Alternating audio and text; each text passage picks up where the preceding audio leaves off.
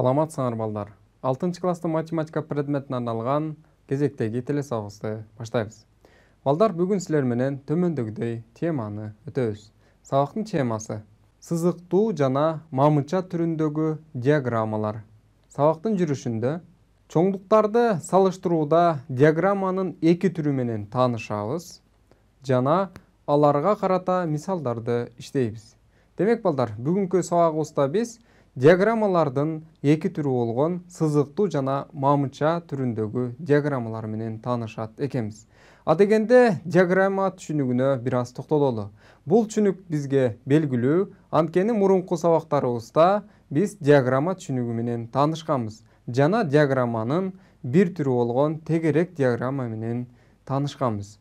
Анда эмесе диаграмма сөзүнө токтоло турган болсок, диаграмма сөзү бул гректин диаграмма сөзү болуп, бизче которгондо сүрөт, фигура деген маанини берет. Диаграммалар негизинен 3 түргө бөлүнөт: тегерек диаграмма, сызыктуу диаграмма жана мамыча түрүндөгү диаграмма. Тегерек диаграмма бизге белгилүү. Тегерек диаграмма деген эгерде берилген чоңдуктун сан көрсөткүчүн тегеректик секторлор менен көрсөтүү, бул тегерек диаграмма деп аталат дегенбиз.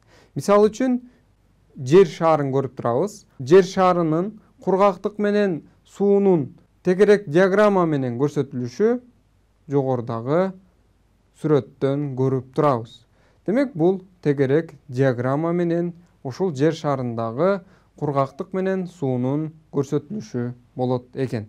Ал эми сызыктуу жана мамыча түрүндөгү диаграмма бизге белгисиз. Бүгүнкү сабагыбызда мына ушул диаграмманын эки түрүн менен таанышабыз. Анда эмесе биринчи адегенде сызыктуу диаграммага токтололу. Сызыктуу диаграмма чоңдуктар берилген сан маанилерине карата кесиндилер аркылуу сүрөттөлүп көрсөтүлгөн чийме сызыктуу диаграмма деп аталат экен. Демек балдар, ошол жашообуздагы көптөгөн чоңдуктарды бири-бири менен салыштыруу учурунда сызыктуу, ошондой эле мамыча түрүндөгү тегерек диаграммаларды колдонот экенбиз. Ал эми сызыктуу диаграммалар ошол берилген чоңдуктардын сан көрсөткүчүн же болбосо сан маанисин кесиндилер аркылуу көрсөтүү сызыктуу диаграмма деп аталат экен. Анда эмесе келгиле бир мисалды карай кетели. Биз төмөндөгүдөй 4 көлдөрдүн аянттарын бири-бири менен салыштырабыз. Россия өлкөсүндөгү Байкал көлүн көрүп турабыз. Бул Байкал көлүнүн аянты 31500 км квадрат экен. Ошондой эле Казакстандагы Балкаш көлүнүн аянты 18428 км квадрат. Жана Кыргызстандагы Ысык көл көлүнүн аянты 6200 км квадрат экен. Жана төртүнчү Канададагы Нипигон көлү, бул көлдүн аянты 4843 км квадрат. Мына ушул 4 көлдүн аянттарын биз төмөндөгүдөй салыштырабыз. Бул салыштырууда сызыктуу диаграмманы колдонолу. Анда эмесе мен колдонууну баштайын. Биз адегенде төмөндөгүдөй эл түз сызыгын алабыз. Бул албетте тегиздикте. Жана бизге берилген 4 көлдү көрүп турабыз. Булар Байкал көлү, Балкаш көлү, Ысык көл көлү жана Нипигон көлү. Бул көлдөрдүн аянттары бизге белгилүү. Жана бул көлдөрдү төмөндөгүдөй атайлы. Бул аталыштар албетте Рим цифралары менен белгиленет. Биринчи Байкал көлүн 1, экинчи Балкаш көлүн 2, үчүнчү Ысык көл көлүн 3, ал эми Нипигон көлүн 4 деп Рим цифралары менен белгилеп алабыз. Андан кийин болсо биз төмөндөгүдөй белгилөө киргизебиз. Ал белгилөө кандай? Биздеги бул көлдөрдүн аянттары чоң сандар болгондуктан биз аларды өзүбүздүн мүмкүнчүлүгүбүзгө жараша, же болбосо силер дептериңерге 1 сантиметрди 1000 км квадрат деп кыскача жазып алсаңар болот. Анда биринчи Байкал көлүнүн аянты бул 31500 км квадрат болчу. Демек сызгычты алып, аны кыскача түрдө биз 31,5 сантиметрди өлчөп, андан кийин үстүнө 31.500 километр квадрат деп жазып алабыз. Жана бул Байкал көлүнүн аянты болгондуктан анын белгилениши Рим цифрасы боюнча 1. Жана бул жерде ушул сызык берилген түз сызыкка перпендикуляр болуусу керек. Андан кийинки экинчи Балкаш көлүнүн аянтын бул диаграммага түзө турган болсок, сызгычты алып, анын аянты канча болчу балдар? Албетте 18.428 километр квадрат болчу. Демек, аны кыскача түрдө мен 18 сантиметр 4 миллиметр деп сызып алат экенмин. Жана бул белгилениши 2 деп белгиленет Рим цифрасы боюнча. Албетте, бул түз сызык берилген эл түз сызыгына перпендикуляр болуусу керек. Эми Ысык көлүнүн аянтын сыза турган болсок, бул жерде анын аянты 6200 километр квадрат. Сызгычты алып 6 сантиметр 2 миллиметр сызабыз. Анда бул бизге 6200 километр квадрат деп жазылат экен. Бул албетте берилген түз сызыкка перпендикуляр болот. Бул Рим цифрасы боюнча 3-чү болот. Ал эми акыркы 4-чү Нипигон көлүнүн аянтын сызууда бул жерде анын аянты бул 4843 километр квадрат болчу. Сызгычты алып 4 сантиметр 8 миллиметр сызабыз жана Рим цифрасы боюнча 4 деп белгилейбиз. Бул дагы эл түз сызыгына перпендикуляр болуусу керек. Мынакей, ушул 4 көлдүн аянттарынын биз сызык аркылуу берилген диаграммасын түзүп алдык. Эми булардын арасындагы аралыкты айта кетейин. Мынакей, ушул 4 көлдөрдүн аянттарынын диаграммасын түзүп алдык. Бул диаграмма сызыктуу диаграмма боюнча берилди. Анткени ушул көрсөтүлгөн сан маанилерин түз сызык менен көрсөттүк десек болот. Эми балдар, ушул диаграммада көрсөтүлгөн сызыктардын арасындагы аралык ар дайым бири-бирине барабар болсун. Же болбосо бул түз сызыктар бири-биринен бирдей алыстыкта жайланышкан болушу керек. Окуучулардын санын көрсөтүүчү сызыктуу диаграмманы түзгүлө дейт. Демек, мектепте окуучулардын саны көрсөтүлүп турат бул жерде. 1-чи класста 26 окуучу, 2-чи класста 29 окуучу, 3-чү класста 27 окуучу, ал эми 4-чү класста 20 окуучу, 5-чи класста 24 жана 6-чы класста 30 окуучу экен. Эми ушул 1-чи класстан 6-чы класска чейинки класстагы окуучулардын санын биз сызыктуу диаграмма менен көрсөтүшүбүз керек. А дегенде 1-чи класста окуучулардын санын Рим цифрасы менен 1 деп белгилеймин. Андан кийин 2-чи класстагы окуучулардын санын 2, жана ушул сыяктуу 6-чы класстагы окуучулардын санын 6 деп белгилесем, андан кийин мен төмөндөгүдөй түз сызык алсам болот. Бул эл түз сызыгы. Эми ушул класстагы окуучулардын санын ар бир окуучуну 1 сантиметрде ала турган болсом, анда төмөндөгүдөй диаграмманы түзө баштаймын. Сызгычты алып, 1-чи класстагы окуучулардын саны 26 экен балдар. Анда 26 сантиметр сызамын. Андан кийин 26 деп жазып, бул бизге 1 деген Рим цифрасын берет. Башкача айтканда, 1-чи классты көрсөтүп турат. Андан кийин 2-чи класстагы окуучулардын санын сызамын. Бул жерде сызгычты колдонуп 29 сантиметр сызамын жана 2 деген Рим цифрасы менен белгилеймин. Ошондой эле 3-чү класстагы окуучулардын саны 27 экендигин сызамын. Мында 27 сантиметр болот жана Рим цифрасы менен 3 деп белгилеймин. 4-чү класстагы окуучулардын саны 20 окуучу экен. Анда 20 сантиметр сызып жана 4 деген Рим цифра менен белгилеймин. Ушул сыяктуу 5-чи жана 6-чы класстагы окуучулардын санын сызамын. Мына 5 класстагы окуучулардын саны 24 окуучу экен. Анда сызгычты алып 24 сантиметр сызып, Рим цифрасы менен 5 менен белгилеймин. Жана 6 класстагы окуучулардын саны 30 окуучу экен. Анда 30 сантиметр сызып, аны 6 деген Рим цифрасы менен белгилеймин. Мынакей балдар, биз сызыктуу диаграмманы үйрөндүк десек болот. Сызыктуу диаграмманы сызуу үчүн дагы бир жолу кайталап коеюн. Берилген чоңдуктун сан маанисин сызык менен көрсөтүү бизге сызыктуу диаграмманы берет экен. Анда эмесе биздин дагы кийинки диаграммабыз бул мамыча түрүндөгү диаграммалар. Мамыча түрүндөгү диаграммалар бул чоңдуктар берилген сан маанилерине карата мамычалар аркылуу сүрөттөлүп көрсөтүлгөн чийме мамыча түрүндөгү диаграмма деп аталат экен.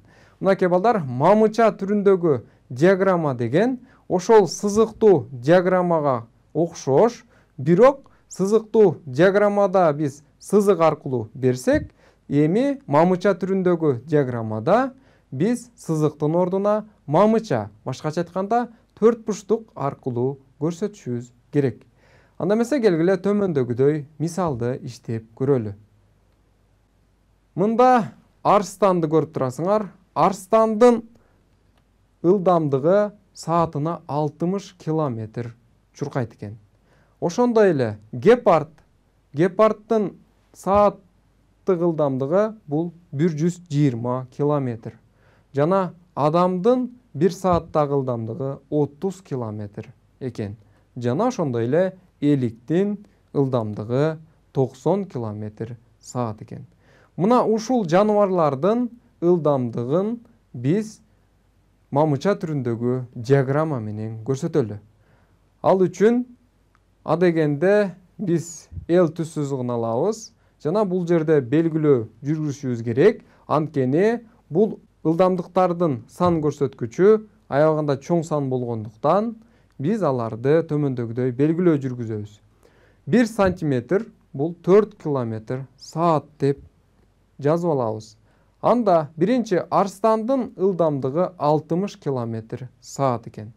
Анда сантиметр менен жаза турган болсок, бул сызгычтын жардамы менен канча сантиметр болуп калат? Албетте 15 сантиметр. Жана экинчи гепардтын ылдамдыгын сызалы, бул 120 километр болчу. Мында сантиметр менен көрсөтө турган болсок, бул 30 сантиметр экен. Андан кийинки адамдын ылдамдыгы бул 30 километр саат. Анда сантиметр менен бул жерде канча? Албетте 7,4 сантиметр болот. Кийинки акыркы эликтин ылдамдыгы бул 90 километр саат. Сызгычтын жардамы менен бул жерде 22,3 сантиметр болот экен. Мынакей балдар, биз ушул ылдамдыкты болбосо жаныбарлардын ылдамдыгынын диаграммасын түздүк. Бул диаграмма мамыча түрүндөгү диаграммалар болот. Анткени ушул чоңдуктардын сан көрсөткүчүн биз мамыча түрүндө көрсөттүк, же болбосо төрт бурчтук аркылуу көрсөттүк. Бул мамычалар берилген L түз сызыгына перпендикуляр болот. Жана бул мамычалардын арасындагы аралык бири-бирине барабар болушу керек, же болбосо мамычалар бирдей алыстыкта жайланышы керек. Анда эмесе келгиле экинчи мисалыбызды карайлы. Мынакей силер жер шарынын картасын көрүп турасыңар. Бул картада 6 материк бар. Булар Европа, Африка, Түндүк Америка, Түштүк Америка, Антарктида, Австралия. Бул материктер албетте өзүнүн аянты бизге белгилүү. Ала турган болсок, Европа 54,9 миллион километр квадрат аянты, жана экинчи Африка 30,3 миллион километр квадрат, Түндүк Америка 24,2 миллион километр квадрат, жана Түштүк Америка 17,8 миллион километр квадрат, жана Антарктида 14,1 миллион километр квадрат аянтка ээ, жана акыркы Австралия материги 8,5 миллион километр квадратка барабар. Эми мына ушул материктердин аянттарын балдар биз мамыча түрүндөгү диаграмма менен көрсөтүшүбүз керек. Анда эмесе келгиле түзүүнү баштайлы. Адегенде биз эл түз сызыгын алабыз. Андан кийин белгилөө жүргүзөбүз. 1 сантиметрди биз 2 миллион километр квадрат деп элестетебиз. Жол болсо 2 миллион километр квадратты кыскача 1 сантиметр деп кыскартып жазып алсак болот. Биринчи, Евразия материгинин аянты албетте 54,9 миллион километр квадрат. Аны кыскача түрдө төмөндөгүдөй сызсак болот. Бул 22,3 жакын миллиметр болот экен. Андан кийинки мамычаны түзөбүз. Бул мамыча Африка материгинин аянты болсун 30,3 миллион километр квадратка барабар. Сызгыч менен бул албетте 15,1 сантиметрге барабар экен. Кийинки Түндүк Америка материгинин аянты 24,2 миллион километр квадрат.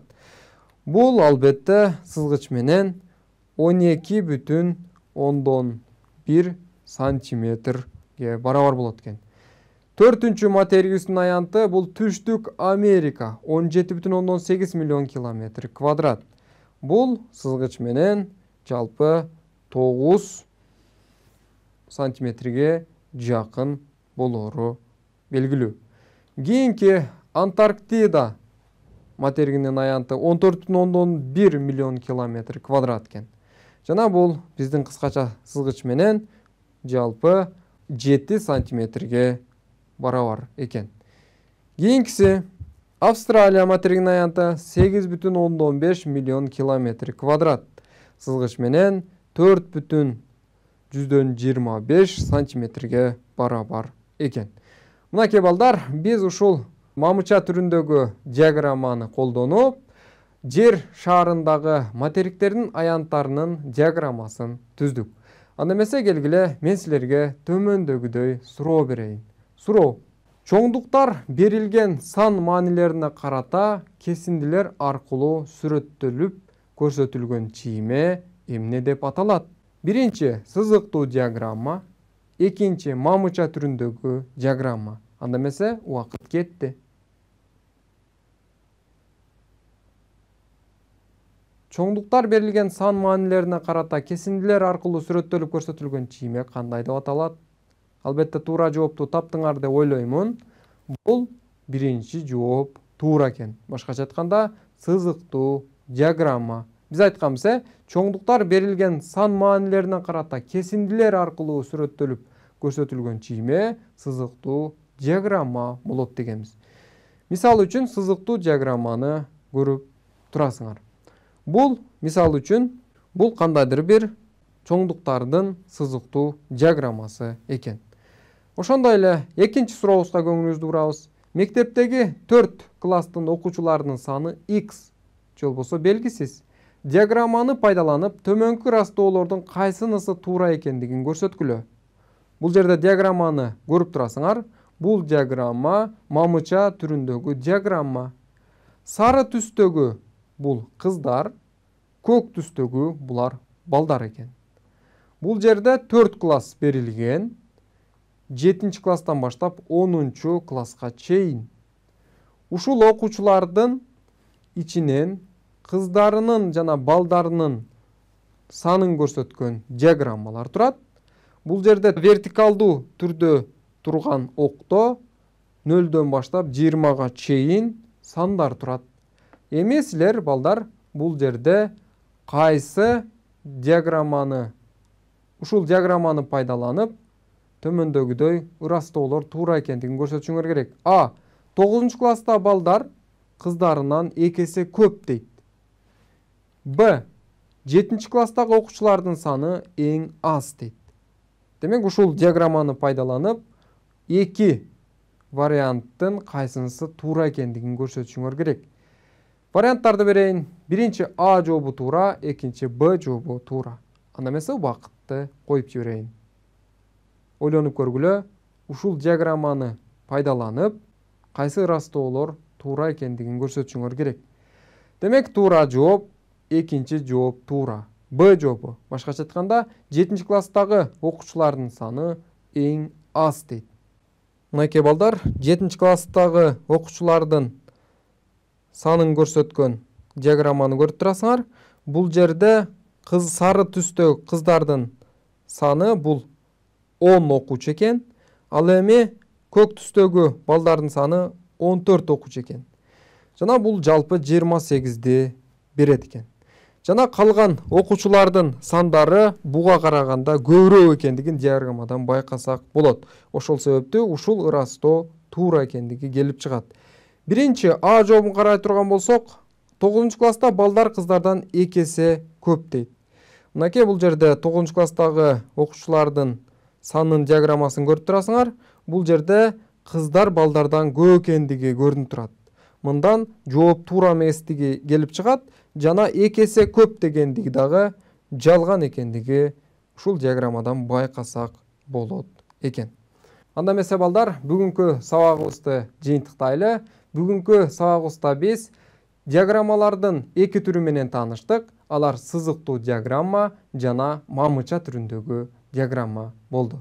Анда эмесе келерки сабакка чейин саламатта калгыла.